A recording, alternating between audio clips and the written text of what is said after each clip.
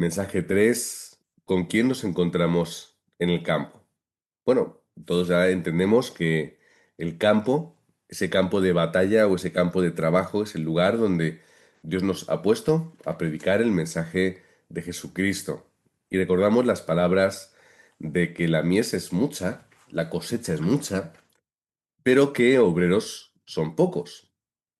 ¿Por qué? Porque hay un gran campo el cual tiene que ser alcanzado por la palabra del Evangelio. Hay una extensión enorme de terreno que tenemos que ir plantando semilla a semilla y luego Dios hará que el fruto surja de ese campo. Yo como vivo justo en una zona así y llevo pues más o menos desde los 9 años viviendo en esta región, en esta zona donde estamos rodeados de campo, de cultivos. Para mí es normal pasear en medio de ellos, ver las estaciones, cómo cambian, cómo van sembrando, crece y luego cosechan. Y para los que no, pues seguro que lo tenéis en mente, ese tipo de imágenes. Y cuando tú ves el horizonte, el campo es grande, el terreno es muy largo. Y antiguamente todo se hacía a mano, todo era manual. Ahora ya con las máquinas, todo se hace solo, solamente tienes que llevar los tractores y demás, y ahí con todo automático se realizan. Pero cuando pensamos en tener que trabajar en un campo, pensamos en que hay mucho, mucho, mucho trabajo que hacer. Y en medio de ese campo nos vamos a encontrar con muchas personas diferentes, personas en circunstancias también variadas, con necesidades o aprenden necesidades, cada una la cual, pero al final de una forma u otra, el mensaje es el mismo, que la respuesta la tiene Jesucristo. Vamos a leer un poquito largo, más largo de lo normal, en Hechos capítulo 8 versículos del 26 al 40. Y voy a leer yo lo que ocurre desde la caída o sea, desde Felipe, cuando él recibe el mensaje de ir a por el eunuco y todo ese acto. Dice la palabra que un ángel del Señor habló a Felipe diciendo, levántate y ve al sur, hacia el sur, por el camino que desciende de Jerusalén a Gaza, el cual es desierto. Entonces él se levantó y fue. Y sucedió que un etíope, eunuco, funcionario de Candace, reina de los etíopes, el cual estaba sobre todos sus tesoros y había venido a Jerusalén para adorar, volvía sentado en su carro y leyendo al profeta Isaías. Y el Espíritu dijo a Felipe, acércate, júntate a ese carro. Acudiendo Felipe, le oyó que leía al profeta Isaías y dijo, ¿pero entiendes lo que lees? Él dijo, ¿y cómo podré, si alguno no me enseñare? Y rogó a Felipe que subiese y se sentara con él. El pasaje de la escritura que leía era este. Como oveja a la muerte fue llevado, y como cordero mudo delante del que lo trasquila. Así no abrió su boca. En su humillación no se le hizo justicia. Mas su generación, ¿quién la contará? Porque fue quitada de la tierra su vida. Respondiendo el eunuco, dijo a Felipe, te ruego que me digas de quién dice el profeta esto de sí mismo, o de algún otro. Entonces Felipe, abriendo su boca y comenzando desde esta escritura, le anunció el mensaje, el evangelio de Jesús. Y yendo por el camino llegaron a cierta agua, y dijo el eunuco, aquí hay agua, ¿qué impide que yo sea bautizado? Felipe dijo, si crees de todo corazón, bien puedes. Y respondiendo dijo, creo que Jesucristo es el Hijo de Dios. Y mandó parar el carro y descendieron ambos al agua, Felipe y el eunuco, y le bautizó. Cuando subieron del agua, el Espíritu del Señor arrebató a Felipe y el eunuco no le vio más y siguió gozoso su camino. Pero Felipe se encontró en Azoto y, pasando, anunciaba el Evangelio en todas las ciudades hasta que llegó a Cesarea. Bueno. Felipe obedece la voz del Señor, va a ese lugar al que a lo mejor no tenía pensado, una ruta, eso quizás es interesante para investigar, si hubiese sido una ruta normal o coherente para él, para alcanzar su meta que era llegar a Cesarea, pero él obedece la voz de Dios, se encuentra con ese hombre, ese funcionario, y vemos como desde ese versículo, pues Felipe tranquilamente le explica el Evangelio, se bautizan, él dice que se va contento, se va gozoso en su camino, y luego Felipe continúa y sigue haciendo lo mismo que hizo en Samaria por el resto de las ciudades hasta que llega a Cesarea, donde él pasa y se queda a vivir. Por lo que es importante entender que en nuestra vida nos vamos a encontrar ese tipo de circunstancias, donde a lo mejor no con una voz audible, no quizá con un mensaje claro, pero en nuestro caminar nos vamos a encontrar con personas. Hay veces donde serán circunstancias casuales, otras veces serán circunstancias movidas por acontecimientos, incluso por desastres, por problemas que nos lleven a ese momento y hacia esa persona.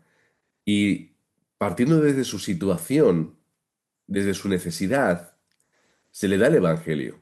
Y si hubiera sido otro texto, hubiera sido otro texto u otro tipo de conversación. Y así es como nosotros tenemos que vivir, entendiendo cuál es el campo en el que estamos. En Hechos 16:31 vamos a quedarnos solamente con ese texto, recordando el contexto de que eran Pablo y Silas, salen gracias a la obra de Dios de la cárcel, y llega el carcelero, y viendo que no se habían escapado, sino que estaban ahí, por lo tanto su vida en principio no corría peligro, porque un carcelero al que se le escapan los presos, pues será condenado, le pregunta en el versículo 30, ¿qué debo hacer para ser salvo? Y ellos le dijeron, cree en el Señor Jesucristo y serás salvo tú y tu casa. Por lo tanto, vemos otra circunstancia diferente, otra persona diferente, en otra necesidad también. Pero de igual forma se le da el Evangelio, se le predica y, si Dios obra, esa persona encuentra respuesta. En primer lugar, hoy lo tengo toda la diapositiva colocada para no ir paso a paso. Vemos que tenemos que encontrar a la persona oculta, porque Felipe no conocía a ese eunuco y Pablo y Silas, pues no sé hasta qué punto conocían al carcelero o siquiera realmente eh, le tenían, estaban pensando en una posibilidad de compartirle el Evangelio. Pero eran personas ocultas que en otro momento pues hubieran pasado totalmente desapercibidas, pero vemos que estaban preparadas. Eran personas que estaban eh, con el corazón abierto para poder escuchar el mensaje del Evangelio. Con el corazón también vemos ahí que pone dispuesto. Uno leyendo la palabra, el otro quebrantado por las circunstancias y al final preguntando cómo podemos llegar a ser salvos. Y vemos al final, además, que esas personas estaban preparadas dentro de un horario. El momento en el que el etíope estaba caminando por ahí era un momento perfecto para que Felipe, que estaba en camino y en el trayecto, pues tomase ese lugar y se encontrase con él en ese camino, justamente leyendo un texto de Isaías que hablaba de Jesús, que era quien tenía que escuchar. Qué casualidad, ¿verdad? Pero obviamente entendemos que no es casualidad, sino que es una causalidad por parte del horario y de la determinación de Dios. Y entender también que pueden estar en cualquier lugar. Al igual que vemos a Felipe, una persona en el camino, o nos encontramos a alguien que, en primer lugar, es un enemigo, porque es el carcelero. Y nosotros estamos presos, no es un amigo. En cualquier campo y a cualquier persona, es decir, en todo momento y circunstancia tenemos que estar preparados para predicar el Evangelio. En cualquier persona, o sea, en cualquier campo y a cualquier persona. Incluso al carcelero o al extranjero. Que sabéis que los judíos, para hablar con los extranjeros, era un poco complicado. ¿Quién más? Personas que estén a nuestro alrededor. Es decir, tu familia, las, los compañeros de trabajo, personas en la iglesia que necesiten ayuda, cualquiera que esté a tu alcance, son personas que Dios nos ha dado para, dado el horario y el tiempo, predicar el Evangelio. Y a veces lo digo de la forma más simple. Y es que hay personas incluso que nos venden fruta, o nos venden el pan, o nos venden las medicinas. ¿Por qué no podemos predicar a estas personas? Los profesores de nuestros hijos y un largo etcétera. Toda persona que esté a tu alrededor es una persona a la cual tienes que estar viendo con estos ojos. ¿Le predico? ¿No le predico? ¿Es la circunstancia? ¿No la circunstancia? Y por supuesto, para esto es importante, o son importantes las relaciones personales. Es decir, el poder relacionarme con la gente abierto a que llegue el momento en el que yo pueda predicar.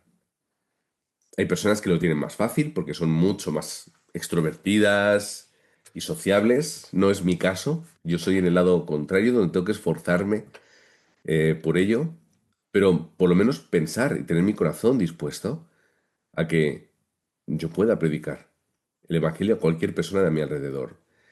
Creyentes que estén muriendo espiritualmente, es decir, las ovejas perdidas de Israel.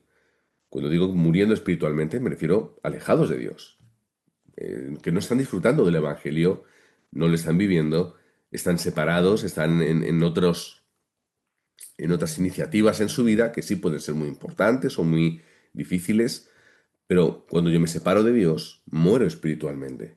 Cuando yo vivo en pecado, muero espiritualmente. Y hay muchas personas así. Seguramente en nuestras iglesias habrá, no lo sé, las vuestras, pero seguro que en mi iglesia sí hay. Y en otras iglesias también. No digo que tengamos que ir cazando miembros de otras iglesias, simplemente a otros hermanos en Cristo poderles ayudar.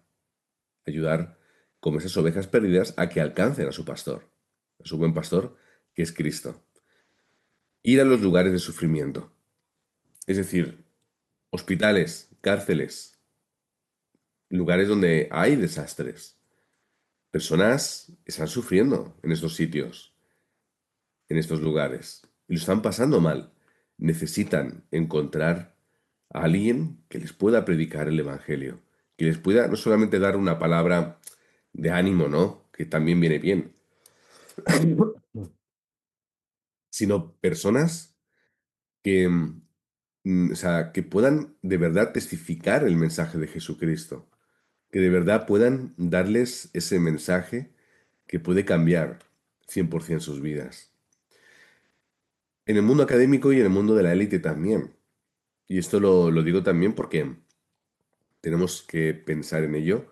Y es que son campos muy complejos. Primero, el mundo académico, no solamente a aquellos grandes eruditos y gente muy inteligente, sino también me refiero a estudiantes, personas que están estudiando, que tienen su habilidad y su talento en el estudio, personas que son muy inteligentes, con un montón de inquietudes, que buscan, que investigan, pero ahí está el problema. Intentan encontrar la respuesta a través de la sabiduría y del estudio. Y para encontrar la respuesta, tienen que hacerlo a través del mensaje de Cristo. Tienen que hacerlo a través de la palabra. Y es difícil de a veces llegar a estos porque eh, es complicada sus posturas, su forma de pensar, pero también tenemos que alcanzar también a las personas que son élites. Cuando digo élites me estoy refiriendo a grandes empresarios, a personas famosas, deportistas, gente de televisión, eh, etcétera, etcétera. Parece claro que como nosotros no formamos parte de este grupo, es como que no nos toca. Es como que no, no es nuestra responsabilidad. Sin embargo, sí lo es.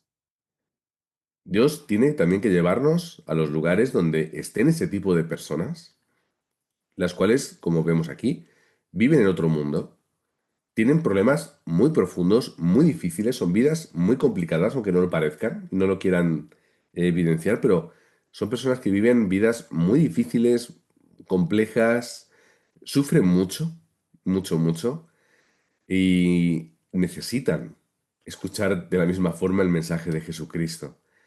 Por lo que también orad para que el lugar donde estáis sea un lugar donde Dios os pueda también hacer encontrar con esta gente que necesita escuchar el mensaje. Y a veces no se llega a estas personas porque tienes miedo al rechazo, como yo le voy a decir, Pero oremos por también este campo difícil. Yo me presentaron a un pastor que justo trabajaba en este ministerio, en personas famosas, en políticos, gente de televisión, y él tenía muchos contactos en ese sentido y él tenía esa especialidad. Él sabía cómo tratar con ellos, sabía cómo predicarles el evangelio, sabía cómo lidiar con sus perspectivas y sus situaciones y lo hacía así. También conocía a personas que trabajaban en el campo de los toxicómanos, personas con problemas de drogadicción. He conocido también me han presentado a un pastor que trabaja en el campo de la brujería y el ocultismo, con aquellos que hacen brujería, que salen de ese mundo, y entonces él los ayuda cómo experimentar y disfrutar del evangelio, porque es una situación espiritual muy dura y muy difícil. Así que nosotros también tenemos que hacer esta labor, entender y encontrar las personas que están ocultas en el campo. En segundo lugar, tenemos que testificar con seguridad. Es muy importante, testificar con seguridad. ¿Por qué con seguridad? No por mi capacidad y mi sabiduría. Es simplemente testificar lo que, en primer lugar, hemos conocido. Es decir, yo no voy a inventarme nada. Simplemente voy a explicarle a una persona lo que yo he conocido y lo que yo he vivido. Gálatas 1, del 11 al 12, vemos como Cristo es revelado a Pablo, dice que por gracia. Y ese mensaje que Pablo ha conocido es el que luego predica a los demás. Luego también tenemos que testificar con seguridad la respuesta que hemos recibido y experimentado en nuestra vida. Si leemos este capítulo de los Gálatas, podemos ir viendo estas respuestas. Lo dejo para que luego podáis echar un vistazo tranquilamente. Él cambia, el cambio de la identidad y de la vida. Yo antes era así y ahora soy de una forma diferente. Antes vivía con un propósito y ahora vivo con otro propósito. Y Pablo lo explica, su testimonio, que yo recuerdo ahora mismo en dos, tres ocasiones en todos los escritos. Explica y vuelve a explicar su testimonio. La luz, cómo se cae, recibe el mensaje, bueno, todo esto lo explica. Porque es lo que yo he recibido, la respuesta que yo he experimentado, yo la transmito a los demás. También tenemos que testificar con seguridad conforme hemos sido llamados. Pablo dice que ha sido apartado y llamado apóstol para predicar el Evangelio. Es su carta de presentación que dice a los Gálatas capítulo 1. Y entendamos nosotros que hemos sido apartados y llamados por gracia. Por lo que mi seguridad no está en mí, ni en mi capacidad, ni mis palabras. Mi seguridad está en aquel que me ha llamado.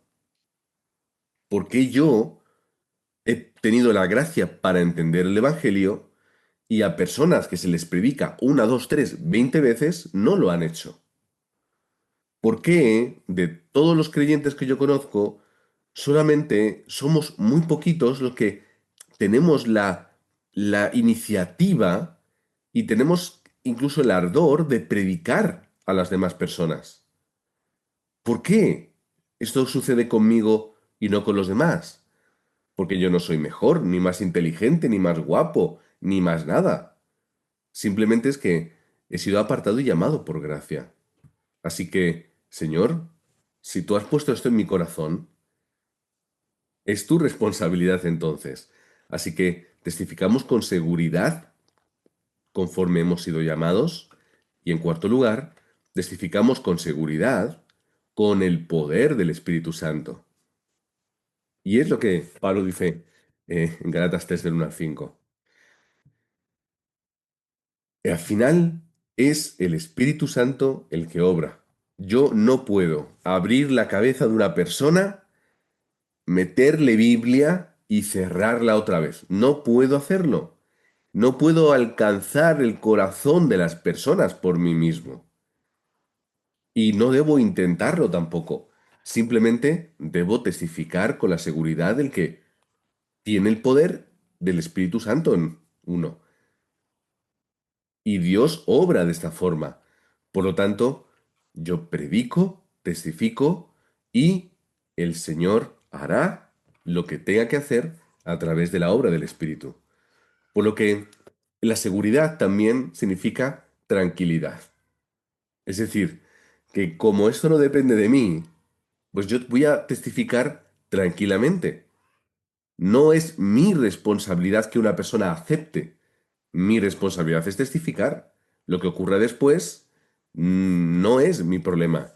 Hay varias... el apóstol Pablo cuando se ve en el campo rechazado, dice la palabra que se sacude el polvo de la ropa y dice de alguna forma, ahí os quedáis, me voy a predicar a los gentiles.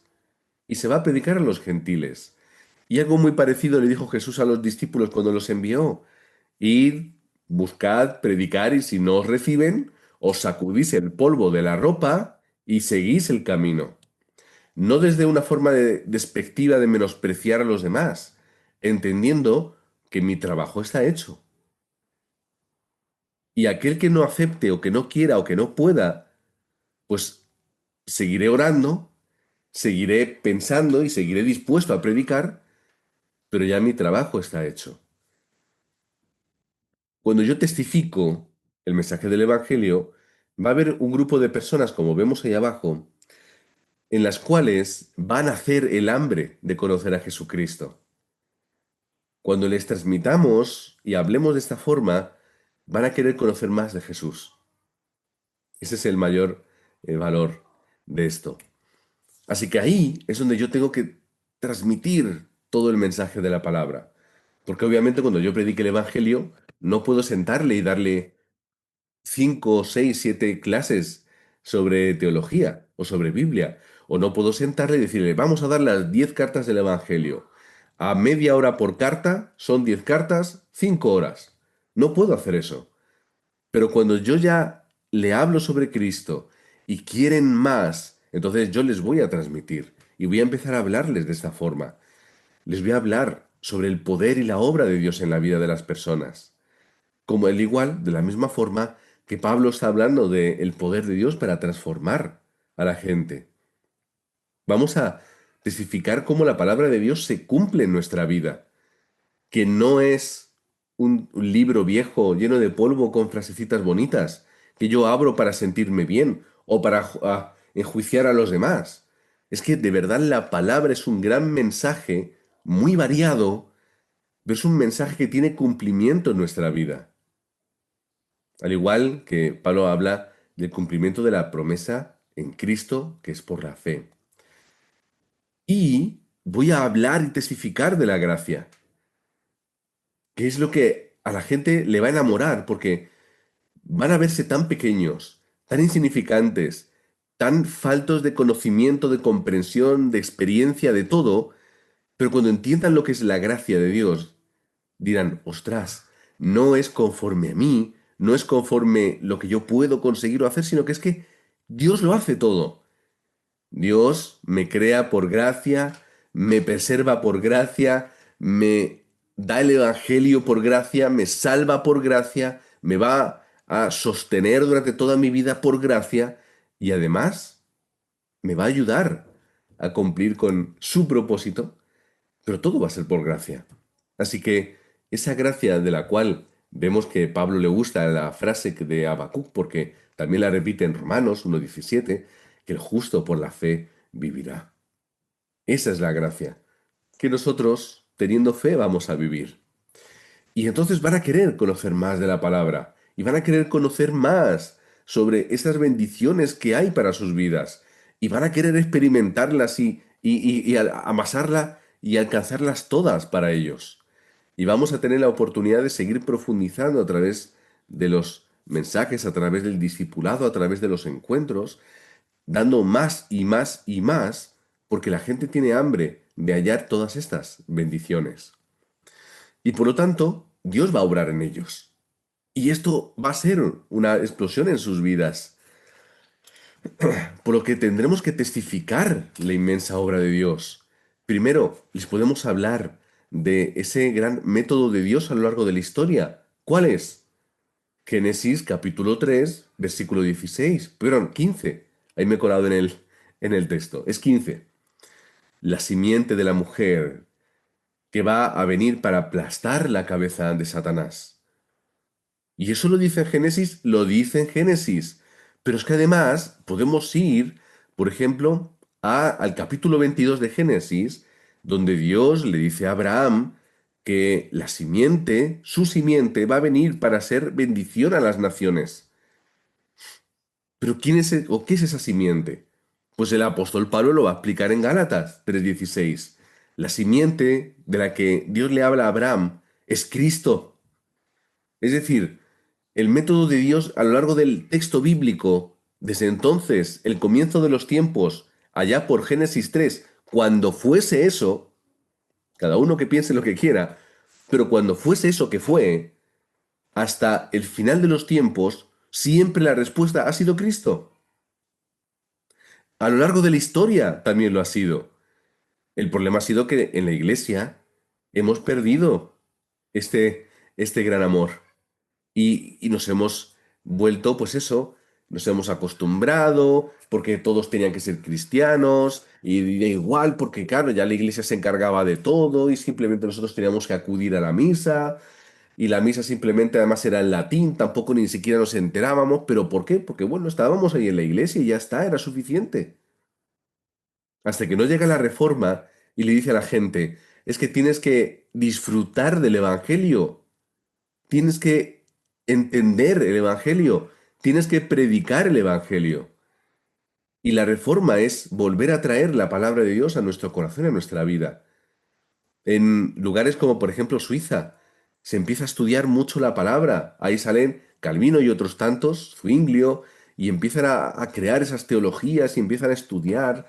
Los creyentes empiezan a estudiar lengua y literatura, es decir, empiezan a aprender a leer y a escribir porque tenían que aprender sobre la palabra leyendo la palabra. Y cuando llegan los primeros colonos a Estados Unidos en el Mayflower, de todos los que habían, posiblemente un 80% todos sabían leer, cuando en Europa a lo mejor estábamos hablando de un 20% o menos, y las mujeres menos.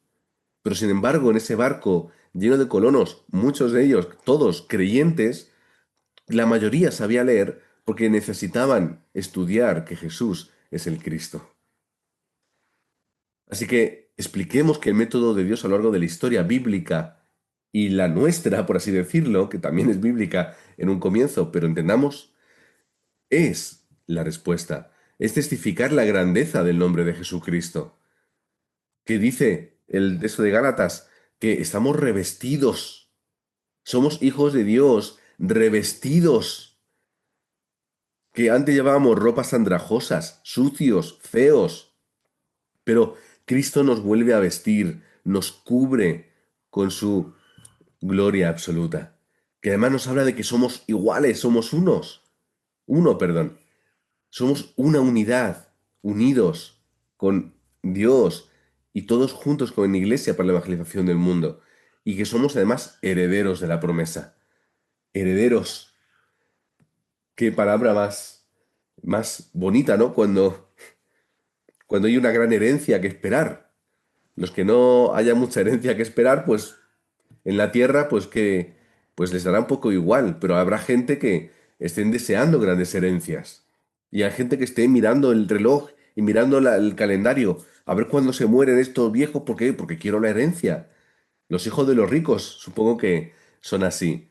Hay ya famosos que le han quitado la herencia a sus hijos, o que les dan solamente un pequeño porcentaje de todo el dinero, porque entienden que no es la respuesta al dinero y por lo tanto prefieren donarlo a que sus hijos vivan en la inmensidad de sus riquezas.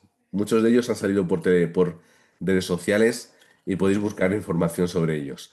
Pero cuando nosotros tenemos la gran promesa de la salvación y de la victoria final de Jesucristo, y eso es garantizado, tiene una respuesta enorme. Así que testifiquemos también, en tercer lugar, la realidad de las obras del Espíritu Santo. Obra, y como dice ahí en Gálatas, esos frutos del Espíritu. Y que podamos desear esos frutos en nuestra vida y vivir en esos frutos. Pero de la misma forma que yo los deseo, también tengo que ver, ¿me faltan frutos por experimentar? Ay, pues tengo aún que enraizar más en el Evangelio, aún tengo que vivir más en culto, aún tengo que concentrarme más. ¿Para qué? Muriendo yo, Cristo viva en mí y el Espíritu Santo pueda obrar a través de mí con esos frutos. Así que la gente va a abrir sus corazones, perdón, sus ojos espirituales y van a entender el mundo. Van a entender dónde viven. Van a entender a las personas que tienen a su alrededor. Van a entender lo que siempre ha sido la respuesta y nunca han disfrutado. Por lo tanto, van a ver y se van a ver reflejados en toda la gente de su alrededor. Y su intención va a ser predicar a las personas. Porque cuando tú, perdón, no es mi caso, no es mi caso porque yo he crecido ya en una familia creyente y ha sido mi realidad siempre, pero es el testimonio de las personas. Cuando entienden el mensaje de Jesucristo y lo de verdad lo entienden y llega hasta su corazón, lo primero que hacen es pensar, ¿a quién puedo? O sea, toda la gente que a mi alrededor está y no lo entiende. Es decir, porque es tan real y tan cercano el antes y el después para ellos que tienen, que pueden ver y entender mucho mejor a las personas. Y hay gente que de pronto empiezan a predicar a todos y la gente se sorprende. ¿Qué te pasa a ti ahora? ¿Por qué me estás hablando de Dios? ¿Qué pesado estás? Y hay otras personas que a lo mejor son más reservadas, pero es que la gente pueda entender y pueda ver la realidad espiritual de este mundo y en la vida, en su propia vida, para que puedan entonces acudir a los demás a presentarles la misma respuesta. Por lo que, como bien hemos visto en un principio, ¿con quién nos vamos a encontrar en el campo? Pues con estas personas. Volvemos aquí a la primera diapositiva, el primer punto. A todos aquellos, todos sufriendo, todos muriendo, todos perdidos y aunque no lo crean, buscando. Solamente tienes que decirles que aquello que están buscando es el Evangelio de Jesucristo. Y mientras nosotros, pues a recibir gracia, a insistir, como dice Pablo a Timoteo, a tiempo y fuera de tiempo, devocionar nuestra vida por predicar el Evangelio, para que yendo hasta el último de la tierra, pues la gente pueda hallar esta respuesta. Luego, en nuestro campo tendremos una responsabilidad más concreta, pero que no perdamos de vista que al final todo, todo el mundo es nuestro campo. La mies es mucha, la cosecha es mucha, obreros no somos tantos, y los que somos, lo somos por la gracia de Dios.